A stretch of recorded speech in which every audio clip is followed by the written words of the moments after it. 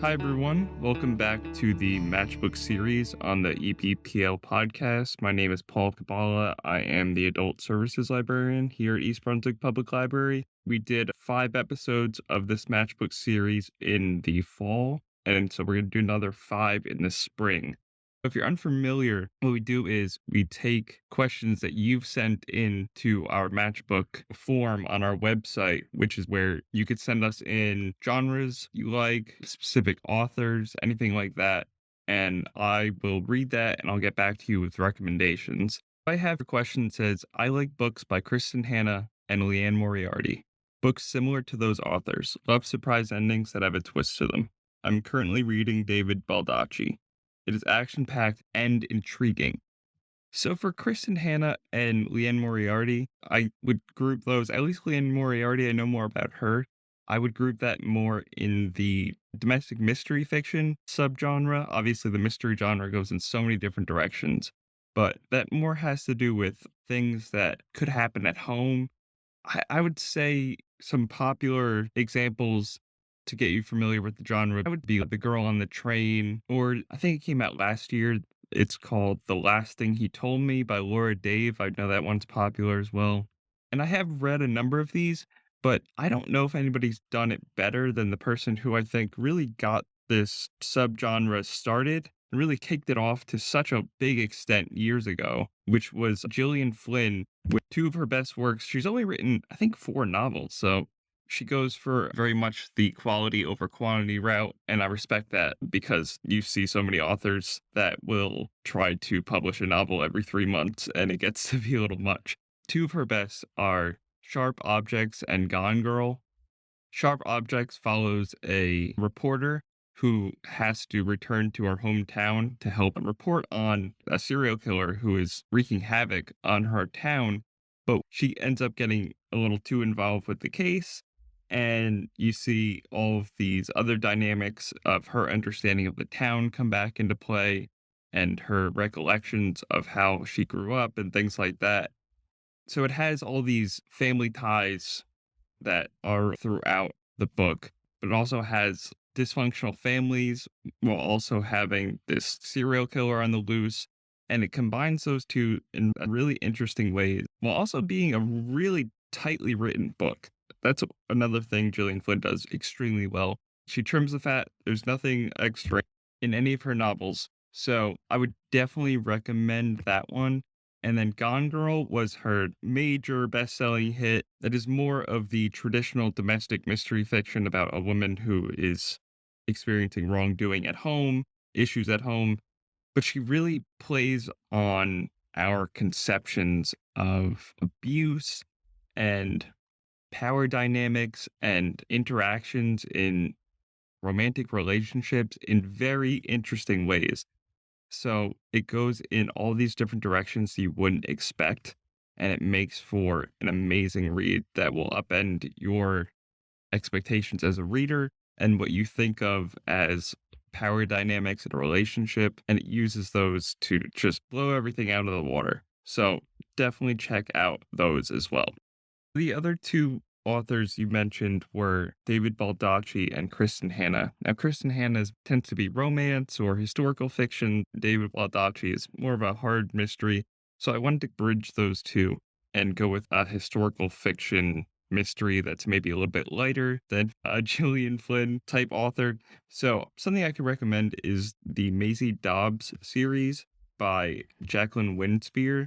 Dobbs is a psychologist investigator in post-World War I London, and she volunteers during the war as a nurse and then returns to London to work for a detective.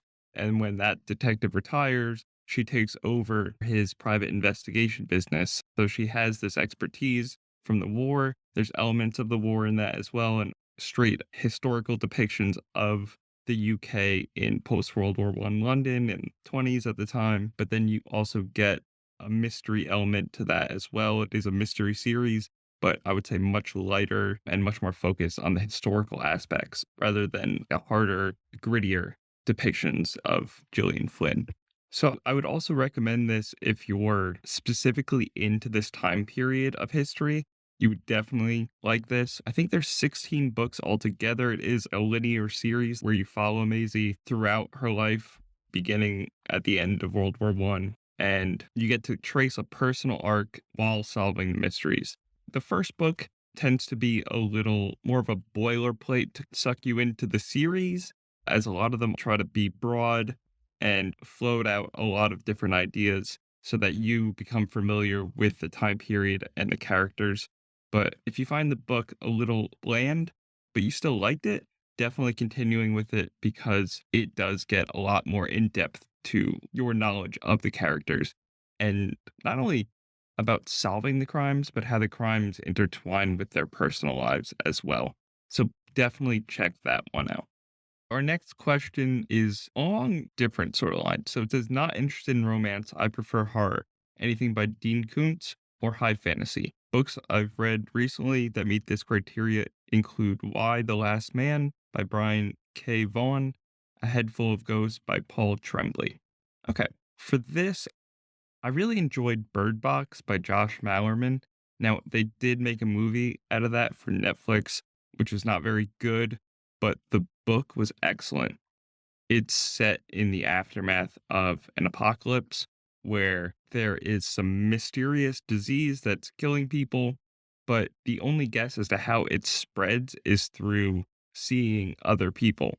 We follow a woman named Mallory who has to guide her children and herself to safety, but without being able to see anything. So they practice all of these maneuvers over and over again to try to get from where they are to where they think civilization and some sort of normalcy and a decent way of life exists somewhere else.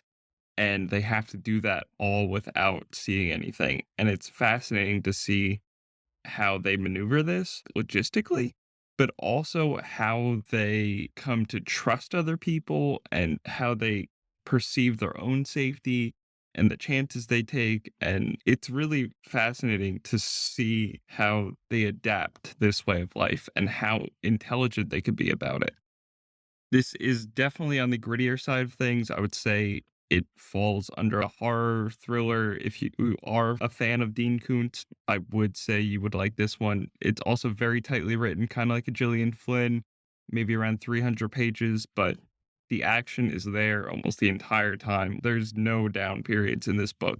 If you're the type of reader who really gets into atmosphere and mood, this is for you because this is you immediately feel enveloped by reality that is so disparate from our own, and it's completely fallen apart, and I couldn't even imagine having to live this way, but once you get into it, you see how they perceive the world and how they navigate it, and you really start to root for Mallory and her children, who are so young, and yet they can't even see the world. It's amazing how they try to pull through.